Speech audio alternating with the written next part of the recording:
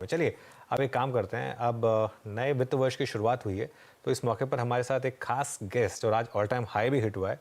First global की chairperson और MD Devina Mehra, जिनके पास 3 दशक से ज़्यादा का अनुभव है, उनसे जानते हैं। देवीना मैम उन लोगों में से हैं जो काफ़ी बुलिश रही हैं मार्केट्स पर और जिनका व्यू रहा है कि इस मार्केट में सबसे बड़ा रिस्क होगा इस मार्केट में इन्वेस्टेड ना होना। Devina ma'am, good morning. बताइए, इस समय आज मार्केट ने फ्रेश ऑल टाइम हाई लगाया पहले ही दिन फाइनेंशियल ईयर के। क्या ये न्यू हाईस का सिलसिला लगातार जारी रहेगा आपके हिसाब से? गुड मॉर्निंग अनुज। और बधाई हो आपको भी और चैनल के अन्य अन्य व्यक्तियों को भी थैंक यू। अवार्ड्स के लिए। और हाँ, नया साल शुरू हुआ है, अभी तक बढ़िया ही नजर आ रहा है। लेकिन अगर आप एक साल के हिसाब से देखें तो मैं अभी भी कहूंगी कि निवेशित रहना ही सबसे बेहतर है। लेकिन एक दो महीने के हिसाब से देखें तो कुछ हद तक आपको वॉलेटिलिटी और उतार चढ़ाव नजर आ सकता है। इसी कारण हमने काफी हेजेस खरीदे थे मार्च तक। उसके बाद भी उसके अलावा कुछ जो बहुत फ्रॉडी एरियाज या बहुत रिस्की एरियाज लग रहे थे, वहाँ कुछ जगह कैश कॉल भी दी थी। पर जैसा कि आपने ठीक बोला कि मैंने ये बात आपके चैनल पर पहले भी कही है कि इक्विटी में निवेशित रहने का जो खतरा या रिस्क सबको नजर आता है, लेकिन निवेशित नहीं रहने का भी खतरा रहता है कि आप मूव मिस कर जाएंगे। इसी कारण जब हम लोग को थोड़ी वॉलेटिलिटी भी लगी तो हमने हेज खरीदे थे, कैश कॉल नहीं दी थी कि निवेशित रहना ही बेहतर है, थोड़ा इंश्योरेंस खरीद तो उतना काफी है। लेकिन मैं जिस एरियाज पे आपके दर्शकों को आगाह करना चाहूंगी वो अभी भी बहुत छोटे स्टॉक्स जो हैं, माइक्रो कैप या स्मॉल कैप, जो 5,000 करोड़ से कम मार्केट कैप वाले हैं, उस तरह की जगह आपको सावधानी बरतनी चाहिए, क्योंकि वो सब जगह रिस्क मैनेजमेंट बहुत मुश्किल हो जाता है। स्टॉप लॉस काम नहीं करते, जब वो स्टॉक गिरते हैं तो आपको निकलने का मौका नहीं देते हैं, तो वहां पर सावधान रहिए। सेक्टर कंपनी का चुनाव सावधानी से करिए। लेकिन बाजार जो आप मेन स्ट्रीम इंडस्ट्रीज देखें तो ऐसी स्थिति नहीं है कि क्रैश का बड़ा डर हो। और उसका कारण, जैसा कि मैंने पहले भी आपके चैनल पे कहा होगा, कि 2010 से 20 का जो एक दशक था उसमें बहुत कम रिटर्न बना। आप 100 रुपए 2010 में डालते तो वो 10 साल में 230 होता, जो फिक्स डिपॉजिट से कुछ ही बेहतर था। तो उसने वो जगह बनाई कि उसके बाद से जो कोविड लो से 2020 से स्टॉक्स चले हैं, अभी भी वो ऐसी जगह नहीं है कि बहुत ज्यादा स्ट्रेच्ड जगह पर हो, ट्रेंड लाइन से बहुत ऊपर हो, जहां क्रैश का बहुत बड़ा खतरा रहता है। ओके, तो देवीना मैम, अब यहाँ से कुछ बात करते हैं स्पेसिफिक्स पर। पिछले 2-3 महीनों में capital goods, Larsen and Toubro, ABB, Siemens, इन सब स्टॉक्स में बहुत शानदार मोमेंटम है। क्या ये 2003 से 7 की याद दिला रहा है, जिसमें एक बहुत बड़ी बुल मार्केट में इन स्टॉक्स ने पार्टिसिपेट किया था? क्या इस बार भी वैसा होने के चांसेस लग रहे हैं? 2003 से 7 तो सारा पूरा मार्केट ही 6 गुना हो गया था, अगर आपको याद हो। लेकिन वो ऐसा हुआ था कि उसके पहले जो 9 साल थे, 1994 से लेके 2003 तक, उतने पीरियड में सेंसेक्स का नेट रिटर्न जीरो था। तो वो इतना बड़ा रूम क्रिएट हुआ कि वो 6 गुना हो गई मार्केट 5-6 वर्ष में। जहां तक कैपिटल गुड्स का सवाल है, 2009 से लेके 12 साल का पीरियड था जब उनका वनवास चला है, आप कह सकते हैं।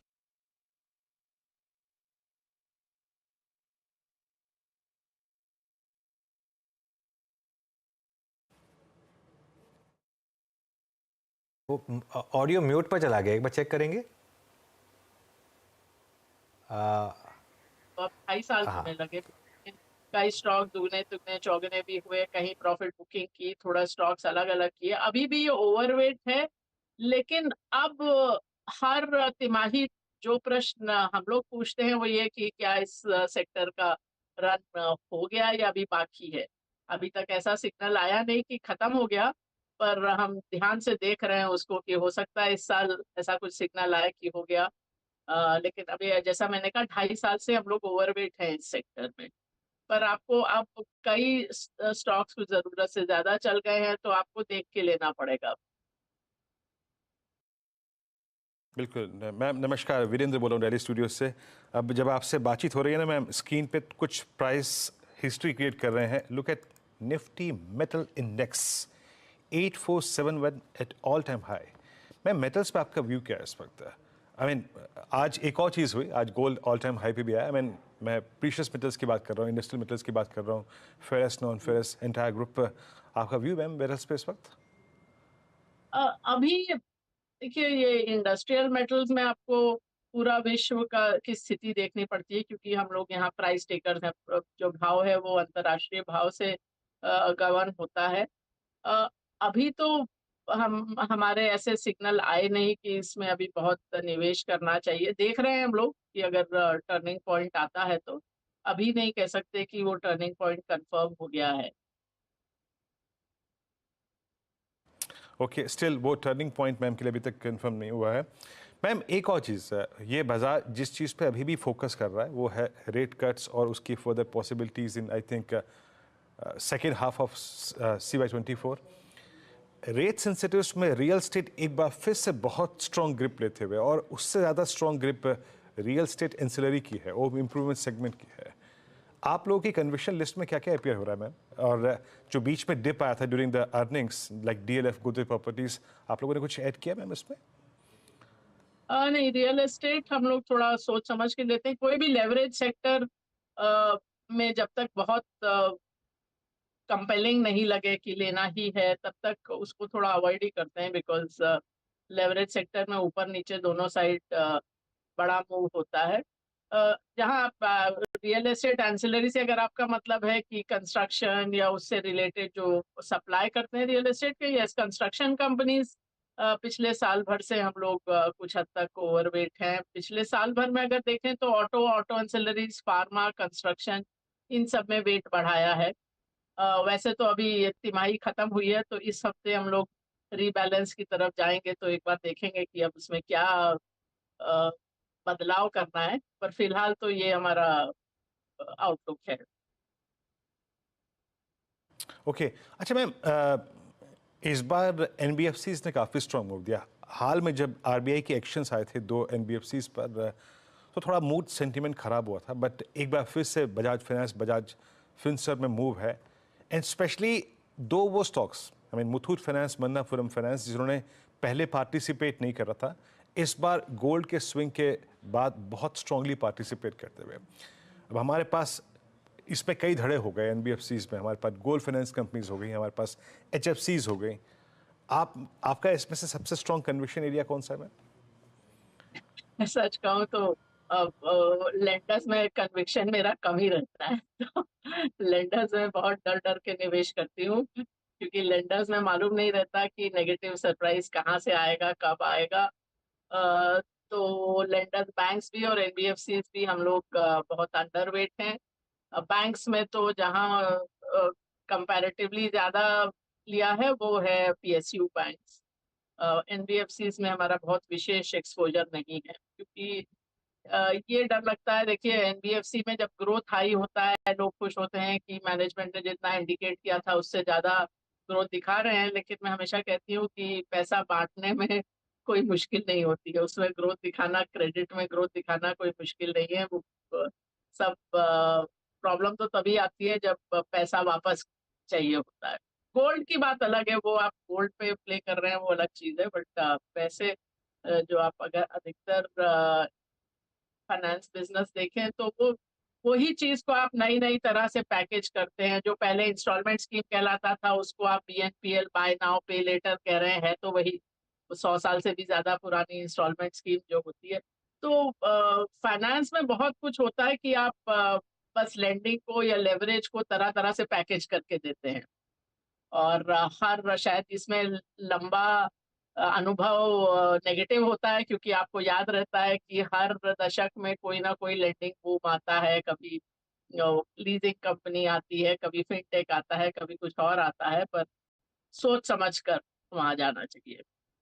अच्छा, आपने थोड़ी सी बात की ऑटोज़ की, लेकिन थोड़ा डिटेल में अगर मैं समझना चाहूँ, ऑटोज़ में अब इस समय आपका क्या व्यू बन रहा है? क्योंकि एक तरफ हमारे पास टाटा मोटर्स जैसे शेयर्स हैं, जहाँ पर बहुत शानदार मोमेंटम है, ऑल टाइम हाई लग रहे हैं। TVS Motor, Hero MotoCorp, Bajaj, Eicher, इन सब में अच्छा मोमेंटम है। दूसरी तरफ कुछ अशोक लेलैंड जैसे लैगार्ड्स भी हैं। तो इस समय विद इन ऑटोज क्या व्यू होगा? हाँ, वो तो देख के ही लेना पड़ता है। मतलब आप ये नहीं कह ऑटो का मतलब ये नहीं होता कि आप हर ऑटो कंपनी खरीद लेंगे, और कुछ हद तक कई बार होता है कि आपको ऑटो पे व्यू लेना है तो आप ऑटो एंसिलरीज भी लेते हैं, रादर देन बाय की जो कार या टू व्हीलर बना रहे हैं उसकी बजाय जो उनको सप्लाई कर रहे हैं वो भी लिया जाता है। तो जैसा कि मैंने कहा, पिछले साल जनवरी से हमारा इस सेक्टर ऑटो और ऑटो एंसिलरी दोनों में कुछ हद तक ओवरवेट है। जैसा मैंने कहा, अभी इस हफ्ते एक बार फिर से उसको देखेंगे, क्योंकि हर तिमाही पर हम जो प्रश्न पूछते हैं कि आज हम कैश इन्वेस्ट करना चाहें तो कहाँ निवेश करेंगे, ये प्रश्न होता है। ये नहीं कि हमारे पास ये है अब इसका क्या करें, इसको खरीदें या बेचें। वो क्योंकि वो आपको गलत जगह ले जाता है, बिकॉज़ आपके पास जो रहता है वो आपको हमेशा ही अच्छा लगेगा। तो इस चीज़ से सावधान रहना चाहिए। तो हम लोग तो बेस ज़ीरो से देखते हैं कि आज कैश है तो क्या करना चाहिए। जैसा मैंने कहा, हम लोग ऑटो एक्सेलरीज़ में भी ओवरवेट हैं, ऑटोज़ में भी ओवरवेट हैं। पर ऐसा नहीं कि सभी कुछ लिया हुआ है। हर सेक्टर में आप 2-3 स्टॉक लेते हैं। अच्छा, एक सभी कुछ नहीं लेते हैं। हाँ, कि कुछ हद तक तो ये ज़ीरो सम गेम भी रहता है कि किसी का मार्केट शेयर बढ़ेगा तो किसी का घटेगा, तो बिल्कुल। वो भी रहता है।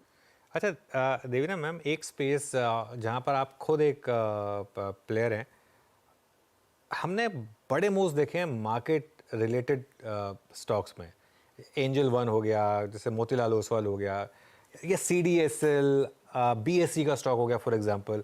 जो इक्विटी कल्ट का जो इंडिया में एक क्लियर कट मूव आया है, उसकी वजह से जो मार्केट प्लेयर्स और मार्केट पार्टिसिपेंट्स में जो मूव्स आए हैं लिस्टेड स्पेस में, क्या ये सस्टेनेबल है? क्या ये एक स्पेस एज लीडरशिप रोल ले सकती है? देखिए, ये भी देखिए, तो बीच में काफ़ी समय था जब इस तरह के शेयर्स ने परफ़ॉर्म नहीं किया था। तो वो भी होता है कि कुछ हद तक थीम बदलते हैं, फिर चीज़ें वापस आती हैं। और जब आप इस सेक्टर में देखें तो BSE वगैरह को आप छोड़ दीजिए, जो बाकी स्टॉक्स होते हैं उसमें ये भी देखिए कि अर्निंग का मिक्स है क्या?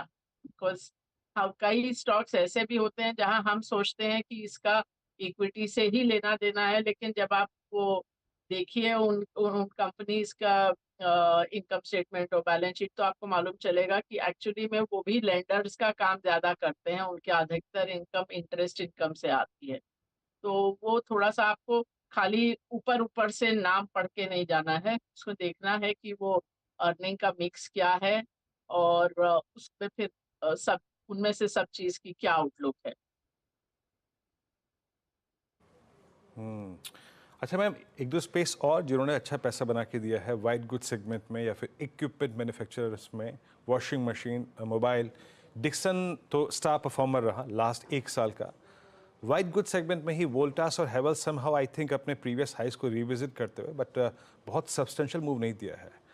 इस स्पेस में है मैम आपके कुछ चुनिंदा स्टॉक्स, अगर आप कंफर्टेबल हो तो बात करने में? अगर ओवरऑल देखें तो ये स्पेस बहुत अच्छी, मतलब ड्यूरेबल्स, पेंट्स, ये सब जो कंजम्पशन वाली थीम्स हैं, अभी हम लोग उसको अभी देख ही रहे हैं। अभी इतना क्लियर नहीं हुआ कि ये अच्छा करेंगी, और उसका कारण कुछ हद तक ये भी है कि आप जीडीपी में भी देखें तो कंजम्पशन ग्रोथ बहुत कम है।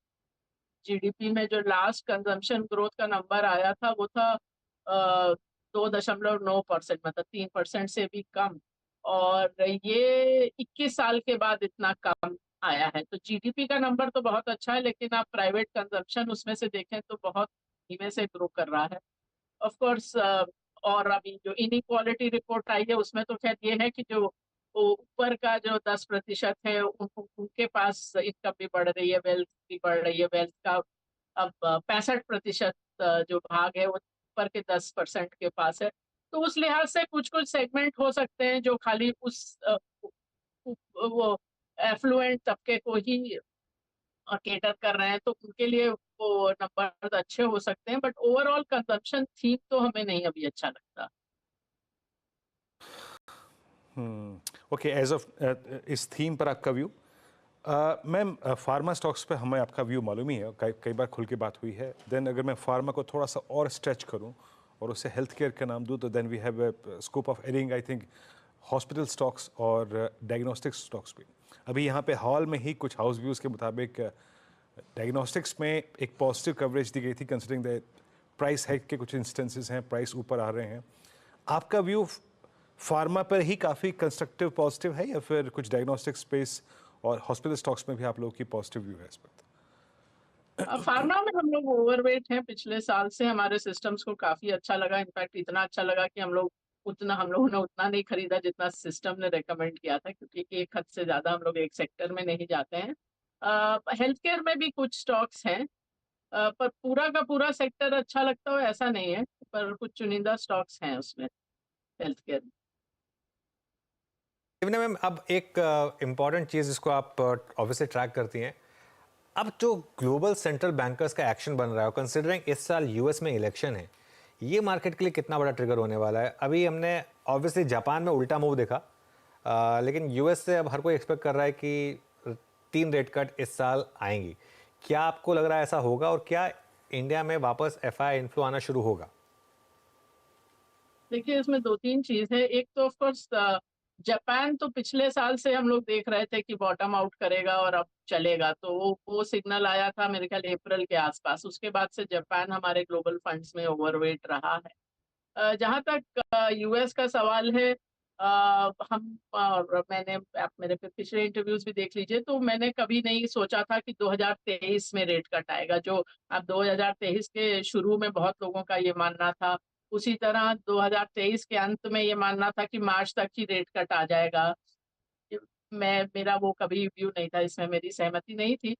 और कारण उसका बहुत सिंपल है कि अगर आप इन्फ्लेशन देखें यूएस में, तो जो आसान जिसे बोलते हैं ना लो हैंगिंग फ्रूट, जहां जहां आप आसानी से इन्फ्लेशन कम कर सकते थे, वो तो शुरू में हो गया। जैसे कमोडिटी रिलेटेड था, कुछ और था। लेकिन जो जो चीज नहीं कम हो रही है वो है सर्विसेज, और वो भी नॉन हाउसिंग सर्विसेज जो फेड ट्रैक करता है।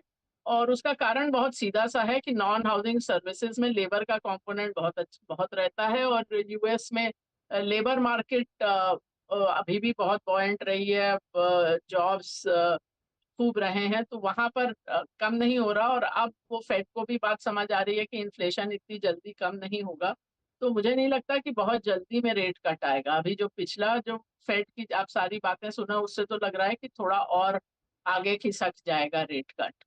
तो ये और जहां तक एफआईआई का सवाल है, ये बात तो मैंने पहले भी आपके चैनल पे कही है कि एफआईआई फ्लोज और इंडियन मार्केट के डायरेक्शन का कोई लिंकेज नहीं रहता। आप कोरिलेशन करके देख लीजिए तो कोरिलेशन ही नहीं है। उस कॉजेशन तो सेकंड चीज होती है कि उसके कारण हो रहा है या नहीं, लेकिन साथ साथ मूव ही कर रहे हैं, यही आप देखिए। तो साथ में मूव नहीं करते हैं, और तब भी नहीं मूव करते थे जब इंडिया में ना इतना बड़ा म्यूचुअल फंड सेक्टर था, ना इतना ज्यादा रिटेल पार्टिसिपेशन था। तो वो चीज तो आप गेस करना छोड़ दीजिए। जहां तक इंडिया का सवाल है रेट कट का, अब ये है कि कोर इन्फ्लेशन कम हो गई है। मतलब फूड और फ्यूल के बिना जो इन्फ्लेशन मुद्रास्फीति आप देखते हैं, उसमें खाद्य पदार्थों को निकाल दीजिए, कच्चे तेल और उसके उत्पादों को निकाल दीजिए, तो वो इन्फ्लेशन की दर तो कम हुई है। लेकिन भारत में आप पूरी तरह से फूड इन्फ्लेशन को आपको देखना ही पड़ेगा, मतलब उसको आप भूल नहीं सकते हैं।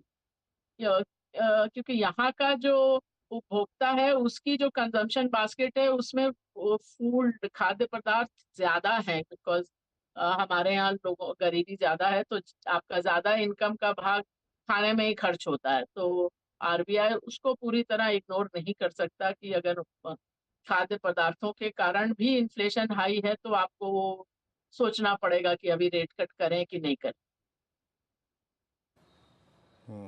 चलिए मैम, बहुत बहुत शुक्रिया देना मैम, आप इस कार्यक्रम में शामिल हुई। सभी सेक्टर्स पे एक बार फिर से आपने अपनी बात कही, और हिंदुस्तानियों पे गौर करो, चाहे वो यहाँ उपस्थित हों या फिर कहीं और। एफआईआई पे ज़्यादा फोकस मत करो, ये बात आपने एक बार फिर से दोहराई। बहुत बहुत शुक्रिया मैम इस पूरी बातचीत के लिए। अब आपकी स्क्रीन